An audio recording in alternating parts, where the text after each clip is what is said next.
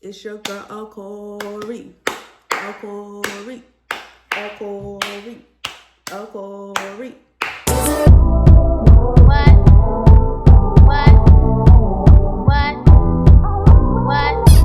Hey guys, it's your girl Acori, and today I will be talking about the art of the rollout.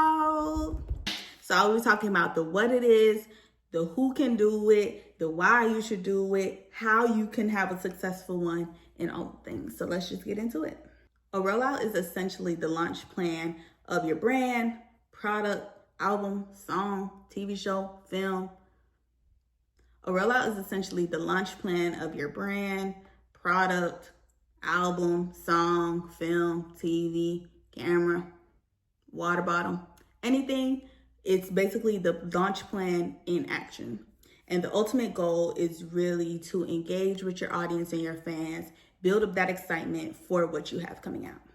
Whenever you and your team set out to release anything, that's anything that you want engagement on, that you want to sell, that you want a wide range of your audience to see, a wide range of people to see, you would typically curate and deploy a rollout plan, a marketing rollout plan. This would include developing the messaging that you want to use and what platforms you want to house and put that messaging on.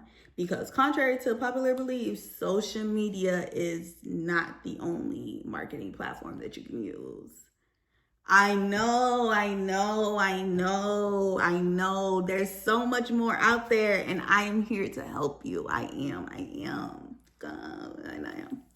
Anyone who is releasing a new product, and I use the word product synonymously. So I mean, if you're releasing an album, goods and services, retail product, TV show, film, I use the word product across all those genres. So anyone who is releasing a product and you want to maximize that engagement with your core audience, new audience, haters, whomever, that is who would really curate and deploy a marketing campaign, rollout plan, whatever you want to call it. You can really market your new product anywhere that your audience is, but it really does depend on your budget. So if you have a bigger budget, you can utilize all of the marketing strategies. But if you do have a smaller budget, you're up and coming, you're new, you are placed in a box where you can only use so many of the strategies. So of those strategies, you can do an out of home. So that's anything like billboards, posters, anything that your audience will see outside of their home, not on their phones. That is considered an out of home. If you have a website, you can direct people to subscribe to your newsletter. I think they have the text now thing that I see a lot of artists are using. And that way they can stay engaged on exclusive drops, secret drops, coupon codes to your merch. If you're gonna have a meet and greet, that's also a marketing strategy that you can use. But having that website and prompting your audience to subscribe to those options is another way of marketing. And then you obviously have the social media, and that's where you can partner with influencers, content creators, the whole nine. And then that way you can use word of mouth, snowball effect, trickling down, and then it becomes think pieces and all the things that the internet does for you. So while social media is a great tool to have in your marketing toolbox, it's not the only tool. You have an array of options, some that I didn't even mention, don't even know about yet. So social media is not the only thing that you can use to market, to share that you are coming out with something. First and foremost, you need to lay down your foundation. You need to have a solid foundation and figure out what your brand is, who your brand is, what your brand sounds like, what it feels like, what emotion is tied with it. You need to lay down that foundation, and that way you can really have a successful, smooth, easygoing rollout plan, because it's connecting with your audience that you have already built up, because they understand the tone of voice. They understand how your brand operates. They understand how your brand communicates. So for example, when Cardi B first announced that she was dropping her album, Am I the Drama, she really built up that gap with anticipation because, you know, she was still dropping singles. She was still dropping features. She was still engaging with her audience in a way that she already was prior to becoming the Cardi B. So her audience wasn't really like starving, but they were still anticipating this album because it had been 7 years. Then she also didn't just come out with, hey y'all, I'm dropping an album on this day. Y'all go buy it. Y'all support me. Love y'all. Bye. No. She came out with quality. She came out with everything that she was known for, being chaotic, being outgoing, being an extrovert, being her silly, goofy self. Also, her fashion, the way that she's able to engage and just have this cinematic brain. She was able to put all of that into this release so that when she dropped the teaser, the anticipation just shot up more because people were like, oh my gosh, if this 13-second clip looks so good, I cannot wait for the full product. She had laid down that foundation, and now people already know what to expect from Cardi B.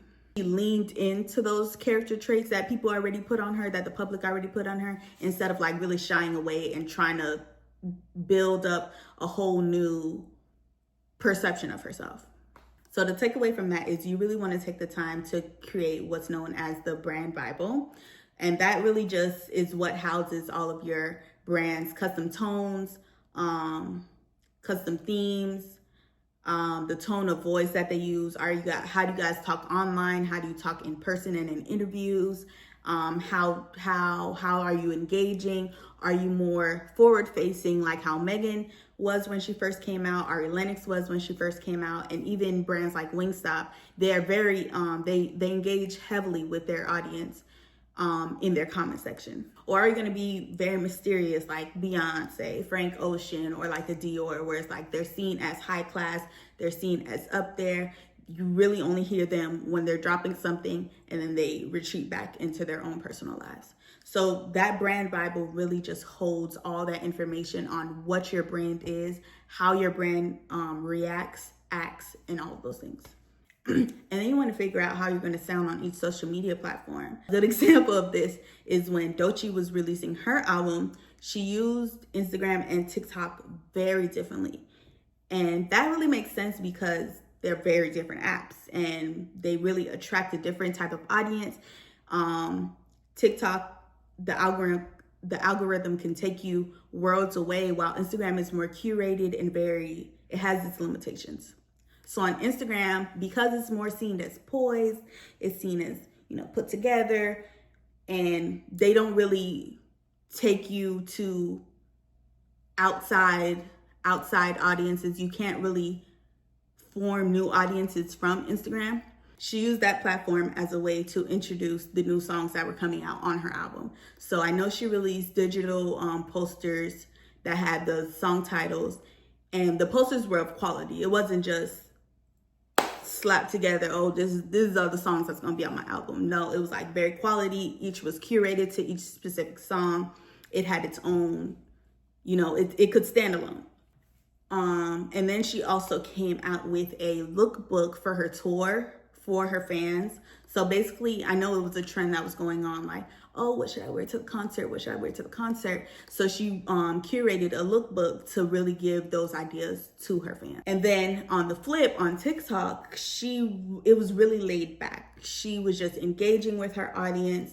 She was just, I know she was duetting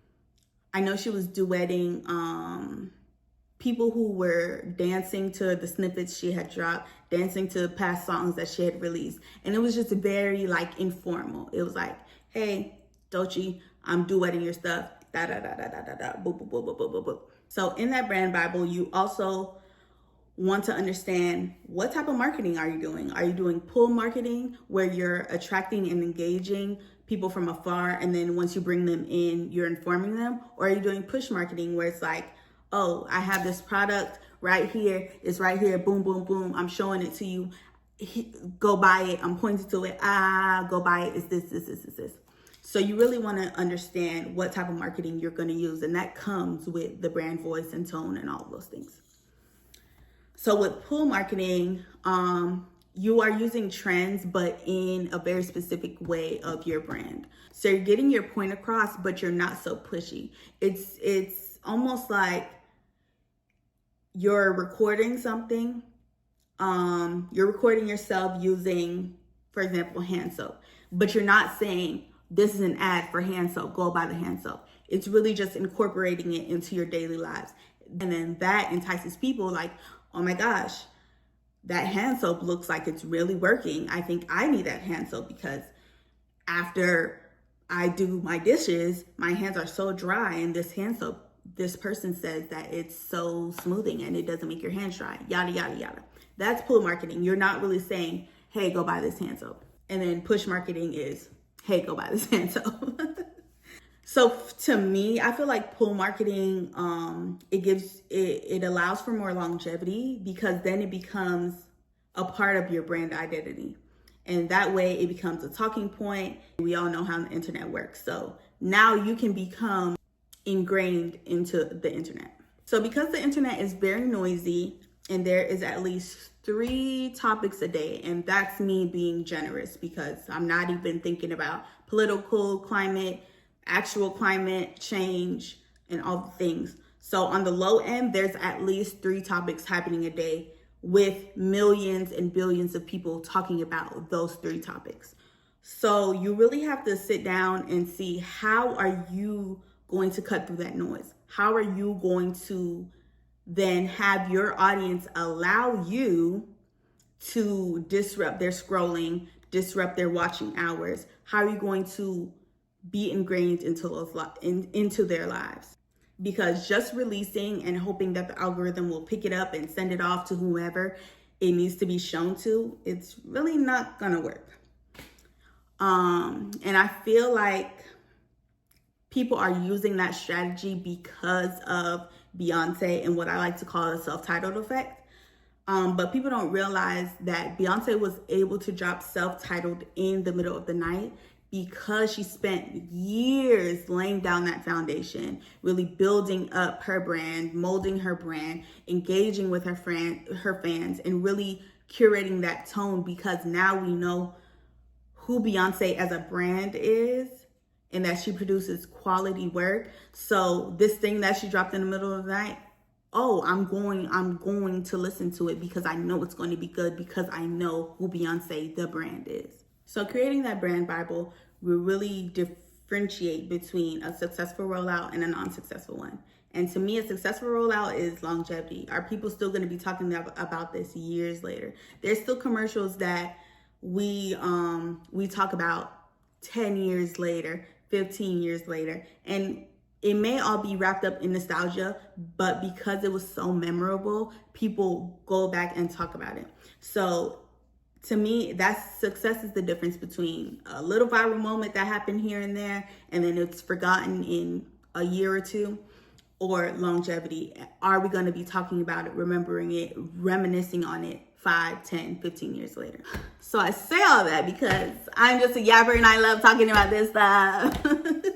No, I'm playing. While I do love talking about all things marketing and all that in the world, I am starting a new segment. It's called The Art of the Rollout for now. I am still workshopping a name, so if you do have any names, let me know. But for now, it's called The Art of the Rollout. And I'm creating this segment because I feel like the up-and-comers are lost. I feel like they don't know how to market their product, how to get people to engage with them. Like I said, the internet is noisy, so you're just dropping and going and hoping it'll pick up. It's not working. So I'm creating this segment to really help them out. Goods and services, retail, music, film, TV, all up-and-comers that are coming into those industries. I just feel like they're lost and they really don't know how to use marketing to their advantage. So in this segment, I will simultaneously be giving flowers to some great marketing rollouts that I'm seeing, have seen, all those things. I'll be keeping you informed on who is releasing something. And I will also be giving the up-and-comers some examples on how they can have a very successful marketing rollout. We all need help. We don't know everything. It's just us. So I'm going to be here to help you. All right. So we will have 4 segments ranging across all the industries that I mentioned before. So the first segment will be on the lookout. So that will be basically anyone who has dropped a teaser or something that has a date on it, like, hey, I'm releasing this thing on this date at this time. Be there or be square. So they will be on the lookout, and that's really just pre-rollout prep. So they have announced that they're coming out with something. I'm announcing it to you guys, and then over the course of the time, we will see how they market it and what they do for it. The next segment will be they coming. So that's basically the marketing rollout, what they're doing for it, how they're promoting this product that they said is coming out, how they're promoting it up until the launch day. And then the third segment will be they outside. And that'll be everything from launch day and post. So what did they do for launch day? What are they doing after? Did they announce a tour? Did it hit stores? What did they do after the launch? And then the fourth and final segment will be that's that on that. That'll be 3 months after the launch day. And for that, I'll come back and just really give my rating on how I felt that the marketing rollout was. If I thought it was successful, if I thought it could be used for future up-and-comers, or if I thought they could have done more.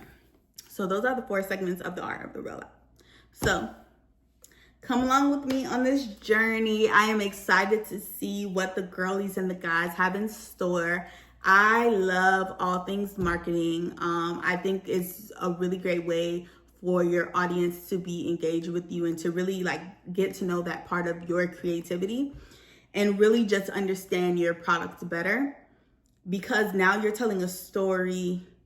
You're putting a feeling with it. You're putting an emotion with it. You're tying words and colors and themes together with it. So I'm just really excited to see what the girlies and the guys have in store. And I'm excited to share it with you guys and build this community.